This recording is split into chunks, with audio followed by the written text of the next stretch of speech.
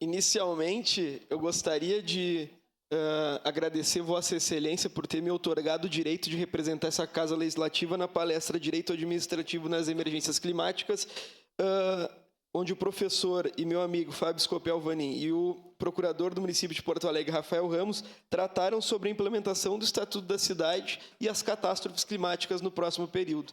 Então, parabenizar ambos pela palestra, mas eu gostaria de parabenizar a vice-presidente da Associação dos Procuradores desse município, minha amiga Bárbara Arruda, pela promoção da palestra, porque a gente precisa mesmo é disseminar conhecimento, e ontem foi um dia de disseminação de conhecimento não só para ela, mas para os demais procuradores que compareceram a essa palestra, para que a gente possa conversar acerca da responsabilidade do município quando da produção de tragédias climáticas.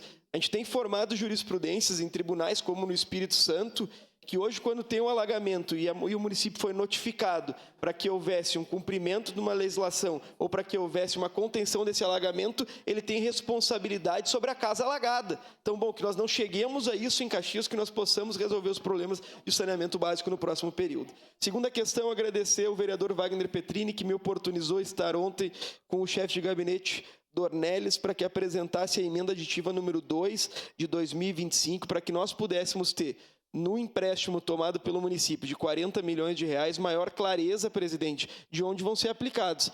Então, se a base do governo, em especial o prefeito Adiló, puder observar com atenção a emenda que eu propus, tenho certeza nós vamos ter ainda mais transparência no serviço público, garantindo que as pessoas possam acessar não só qual é o valor do débito, mas quanto foi pago pela prefeitura. Tratei de outros 2 pontos para mim que são muito importantes. Primeiro, o caso Manha Bosco, a necessidade de adoção de uma cesta de índices. Ontem eu estava calculando, se o nosso débito for de 600 milhões de reais e nós indexarmos exclusivamente pela Selic e pagarmos em 30 anos, o débito total vai chegar a aproximadamente 2 bilhões e 400 milhões de reais. Se nós indexarmos por uma cesta de índices ou com uma média da taxa Selic dos últimos 10 anos, esse débito não passa de 1,5 bilhão.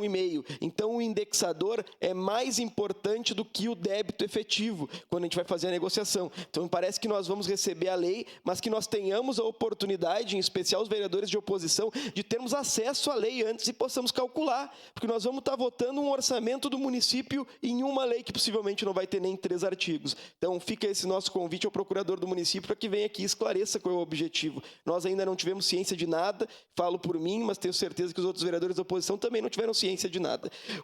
E eu tratei de um tema que eu já havia elencado aqui, presidente, que é o possível novo Manha Bosco, que é a questão da VISAT. Nós precisamos tratar com urgência, a perícia aponta que o débito do município é mais de 100 milhões de reais, a gente não pode deixar executar esse débito. E, por fim, minha amiga Vera é metalúrgica, e dia 21 de abril, bem sabe o senhor, é dia do trabalhador metalúrgico. Nossa cidade tem 40 mil trabalhadores metalúrgicos e entre a mão de obra direta e indireta e as famílias, tenho certeza que todo mundo tem dentro da sua casa alguém que trabalha com isso. E eu tive a graça de ser eleito por esses trabalhadores e também tenho a graça diária de ser o advogado do Sindicato dos Metalúrgicos. Queria reforçar que essa cidade não é um polo metalmecânico à toa, não é um polo metalmecânico exclusivamente pelo investimento e pela história que construiu através dos empreendedores, mas é um grande polo metalmecânico porque tem gente competente que trabalha. A gente vai fazer análise de outros locais, a gente tem um índice de tempo trabalhado de 50%, 55%. Em Caxias a gente consegue bater 68% de tempo à disposição sendo trabalhado. Aqui as pessoas trabalham muito e são conhecidas por trabalhar muito.